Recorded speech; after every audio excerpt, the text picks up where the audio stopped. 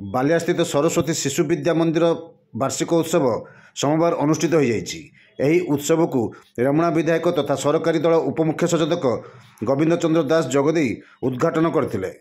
विद्यालय परिचालना समितिर सभापति कांचनबाला पात्रଙ୍କ सभापतित्व में आयोजित यह सभार मुख्य अतिथि भाव अतिरिक्त जिलापाल सुधाकर नायक जोगदे समयानुवर्तिता श्रृंखला और देश सेवा जड़े छात्र को आदर्श कर गढ़ी तोले बोली मार्गदर्शन करथिले।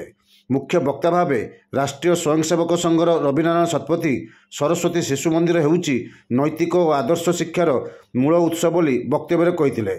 सम्मानित अतिथि भाव विद्यालयर जुग्म संपादक पूर्णचंद्र बेहरा जोग देथिबा बेले विद्यालयर प्रधान आचार्य नरेंद्र कुमार महांती वार्षिक विवरणी पाठ करथिले।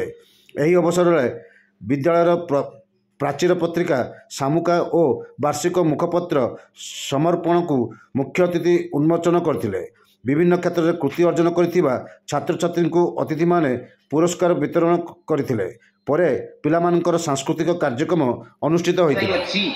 यार परिणाम रे ओडिशा सरकार को मैट्रिक बोर्ड परीक्षा रे 2023-24 रे हमर 5 जन छात्र छात्री बालेश्वर अग्रणी शिक्षानुष्ठान सरस्वती शिशु विद्या मंदिर बालिया प्रतिवर्ष परि चलित वर्ष शिशु मानक मध्य सृजनशीलतार विकास तथा पठन रुचि व अभ्यास वृद्धि निमंते पूर्णांग विकास निमंते समस्त व्यवस्था कार्यकारी करा जायछि।